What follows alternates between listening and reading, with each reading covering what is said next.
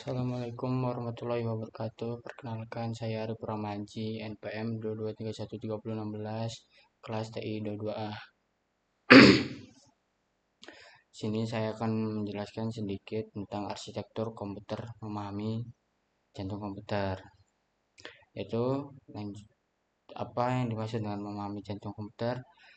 Selamat datang di dunia arsitektur komputer. Dalam perjalanan kita menjelaskan dasar-dasar komputer, kita akan menyelami jantung komputer, yaitu prosesor.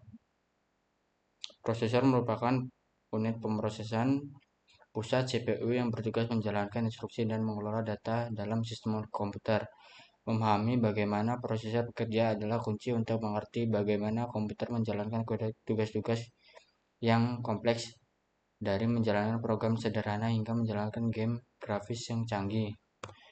Selanjutnya, fungsi dan struktur prosesor. Prosesor juga dikenal sebagai unit pemrosesan CPU, merupakan otak dari komputer. Tugas utama prosesor adalah mengeksekusi instruksi yang diberikan oleh program. Proses terdiri dari beberapa komponen utama yang bekerja sama untuk menjalankan instruksi. Unit aritmatika dan logika melakukan operasi aritmatika dan logika seperti penjumlahan, pengurangan, perbandingan, dan operasi logika lainnya. Unit kontrol atau CU mengontrol operasi prosesor dengan menjemput instruksi dari memori, mendekodekannya, dan mengarahkan aliran data dari berbagai komponen prosesor. Selain ALU dan CU, prosesor juga memiliki register, yaitu memori berukuran kecil yang berfungsi untuk menyimpan data sementara. Prosesor juga memiliki cache memori. Memori berukuran kecil yang menyimpan data yang sering digunakan untuk mempercepat akses ke memori utama. Yang pertama, unit aritmatika dan logika atau yang disebut dengan ALU melakukan operasi aritmatika dan logika. Yang kedua, unit kontrol mengelola operasi prosesor dan aliran data. Yang ketiga, register memori berukuran kecil untuk menyimpan data sementara. Dan yang terakhir, cache memori cepat untuk menyimpan data yang sering digunakan. Operasi unit kontrol adalah bagian penting dari yang bertugas mengendalikan operasi seluruh prosesor. Tugas CU meliputi menjemput instruksi dari memori, mendekodekannya, dan mengarahkan aliran data antara berbagai komponen prosesor. Proses ini terjadi dalam siklus instruksi dan merupakan urutan langkah yang dilakukan CU untuk mengeksekusi instruksi. Pertama, fase fetch. CU menjemput instruksi dari memori dan menyimpannya dalam register instruksi. Yang kedua ada fase decode. CU menerjemahkan instruksi ke dalam bentuk yang dapat dipahami oleh ALU. Yang ketiga, fase execute. ALU menjalankan operasi yang ditentukan oleh instruksi. Dan yang terakhir, fase write back. Hasil operasi disimpan kembali ke memori. Arsitektur von Neumann. Arsitektur von Neumann adalah arsitektur komputer yang umum digunakan yang dikembangkan oleh matematikawan dan fisikawan John von Neumann. Arsitektur ini memiliki ciri khas penggunaan ruang alamat tunggal untuk instruksi dan data. Ini berarti bahwa CPU dapat mengakses instruksi dan data lokasi memori yang sama. Arsitektur ini memungkinkan komputer untuk menjalankan program kompleks yang memungkinkan mereka untuk memproses berbagai jenis data. Dalam arsitektur von Neumann, CPU, memori, dan perangkat input-output terhubung melalui bus, yaitu jalur elektronik yang memungkinkan data untuk ditransfer antara berbagai komponen. Arsitektur ini sederhana dan fleksibel, tetapi memiliki kelemahan, yaitu hambatan von Neumann. CPU harus menunggu data ditransfer dari memori sebelum dapat memprosesnya. Nah, ini mungkin ada gambaran von Neumann arsitektur.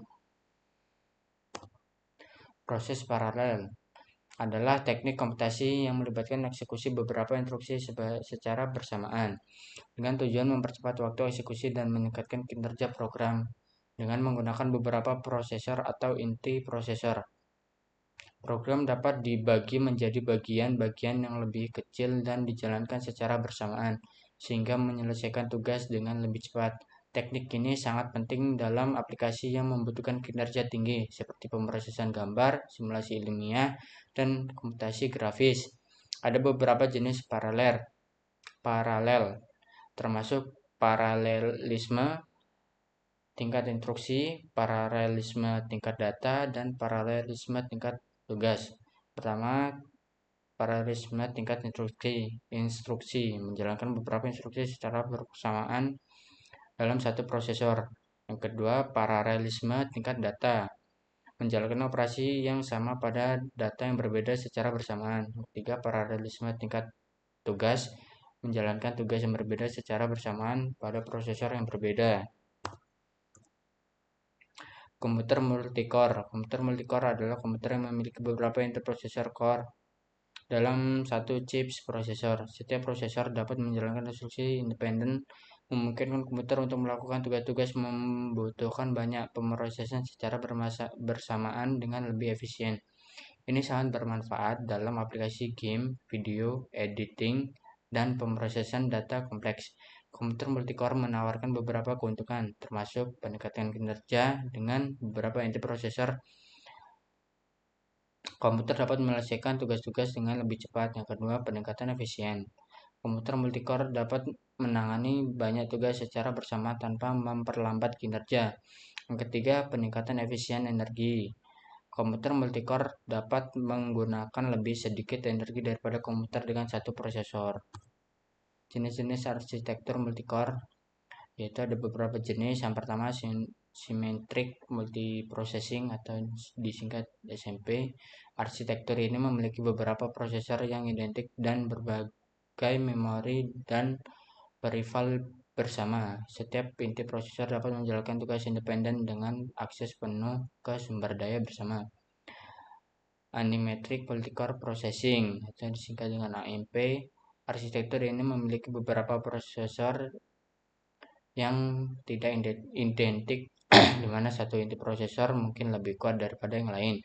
Inti prosesor lebih kuat biasanya ditugaskan untuk tugas-tugas yang lebih kompleks, sementara inti prosesor yang lebih lambat menangani tugas-tugas yang kurang menuntut. Dan yang terakhir, multi-threading. Teknik ini menggunakan satu prosesor untuk menjalankan beberapa instruksi secara bersamaan, sehingga meningkatkan kinerja dengan mengalokasikan waktu prosesor secara lebih efisien. Pentingnya memahami arsitektur komputer.